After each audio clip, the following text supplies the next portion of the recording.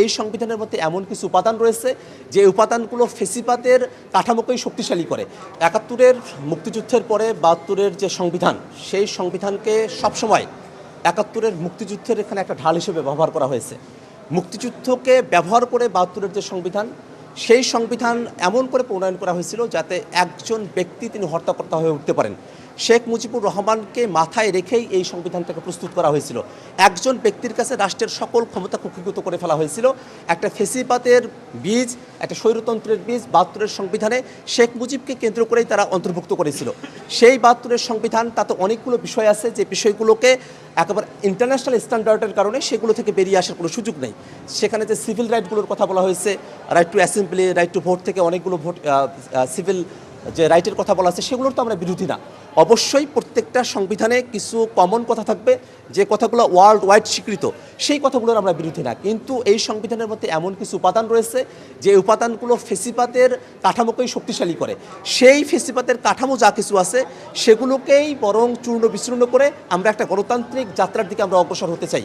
এই কথাটা আপনারা পাবেন বেগম খালেদা জিয়ার বক্তব্যের মধ্যেও। বিএনপির যিনি পক্ষে কালকে কথা বলেছেন জনাব পার্থ সাহেব, তারও একটা বক্তব্যের মধ্যে আপনি দেখবেন গতকাল পার্থ ভাই তিনি বললেন যে ৭২-এর সংবিধানের কথা বললে কি ৭১-এর পরাজয়ের কথা মনে হয় কিনা, এই ধরনের একটা কথা তিনি বলেছেন। অথচ তারই বক্তব্য আছে তিনি এই ৭২-এর যে সংবিধান সেটাকে তিনি ছুঁড়ে ফেলার কথা বলছেন। আসলে সামগ্রিকভাবে বিষয়টা হলো, যারা যখন ক্ষমতায় থাকেন, বিশেষত 2/3 মেজরিটির ক্ষমতাটা তখন তখন তারা নিজেদেরকে সংবিধানের মালিক বলে মনে করেন আর কি। যেহেতু নিজেদের মতো করে সব কিছু করা যায়, এই কারণে এখন তারা সংবিধানের পক্ষে এমন করে কথা বলছেন। বাস্তবতা হলো, কালকে পার্থ ভাই নিজেও স্বীকার করেছেন যে আমরা একটা কোয়াজাই কনস্টিটিউশনাল পরিস্থিতির মধ্য দিয়ে যাচ্ছি, এবং আমরা কিন্তু তাদের পজিশনটা কিন্তু তাদের জায়গা থেকে কন্ট্রাডিক্টরি। কিন্তু আমরা যে পজিশনটা নিয়েছি, আমরা বারবার বলছি এটাই বাস্তবতা, যে আমরা 5 আগস্টের পরে একটা এক্সট্রা কনস্টিটিউশনাল ফর্মুলার ভিতর দিয়ে আমরা যাচ্ছি, যাতে আমরা সংবিধানের ভিতরেই সব কিছু করছি ব্যাপারটা এমন না, আবার সংবিধানটাকে পুরোপুরি আমরা সেটে ফেলেছি বিষয়টা এমনও না।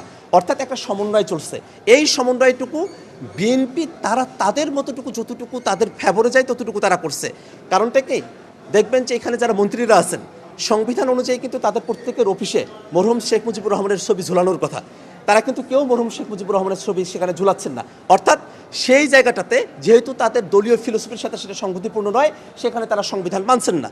যেহেতু ৭২-এর যে সংবিধানের যে মূলনীতিগুলো আছে, ধর্মনিরপেক্ষতার কথা আছে সেখানে, কিন্তু বিএনপির যে সংবিধানের যে মূলনীতি, সেখানে আল্লাহর উপর পূর্ণ আস্থা এবং বিশ্বাসের কথা আছে। আপনারা সংসদ ভবনের ভিতরে যান, সংবিধান কিন্তু এখনও পর্যন্ত রিরাইট করা হয় নাই। অথচ এখনই আমাদের সংসদ ভবনের প্রত্যেকটা দরজায় দরজায় আল্লাহর উপর পূর্ণ আস্থা এবং বিশ্বাসের কথা বলা হয়েছে। এটা কেমনে আসলো? এটা তো জনগণের অভিপ্রায় থেকে আসলো। সংবিধানে এখনও তারা হাত দেন নাই, কিন্তু হাত দেওয়ার আগে তারা পরিবর্তনগুলো আগেই করে ফেলেছেন। পরিবর্তনগুলো তারা আগে করেছেন, কারণ অতটুকু তাদের দলীয় নীতির সঙ্গে যায়। যতটুকু দলীয় নীতির সঙ্গে যায় ততটুকু তারা মানবেন, আর যতটুকু তার দলীয় নীতির সঙ্গে যায় না, তাদেরকে আষ্টে পৃষ্ঠে বেঁধে ফেলতে পারে তাদের ক্ষমতা কাঠামোকে। অর্থাৎ সাংবিধানিক প্রতিষ্ঠানগুলোতে যদি একটা নতুন ভোটের মাধ্যমে নিয়োগ হয়, তাহলে বিএনপির বা প্রধানমন্ত্রীর একক কর্তৃত্ব থাকবে না, এই ভয়ে তারা আর সেটা মানতে চান না। তত্ত্বাবধায়ক সরকারের যে ফর্মুলা, সেই ফর্মুলায় তাদের মতো করে যদি হয়, তাহলে তাদের যে বিচারপতি থাকবেন, সর্বশেষ বিচারপতি, তিনিই পরের তত্ত্বাবধায়ক সরকারের প্রধান হবেন, এই সুবিধাটা তারা নিতে চান। আবার যে উচ্চকক্ষের কথা বলা হয়েছে, সেই উচ্চকক্ষে ভোটের পিয়ার অনুযায়ী তারা আর করতে চান না। এই কারণেই তারা একটা হযবরল অবস্থা তারা তৈরি করেছেন। তারা আসলে একটা অসমন্বয়ের মধ্য দিয়ে যাচ্ছে।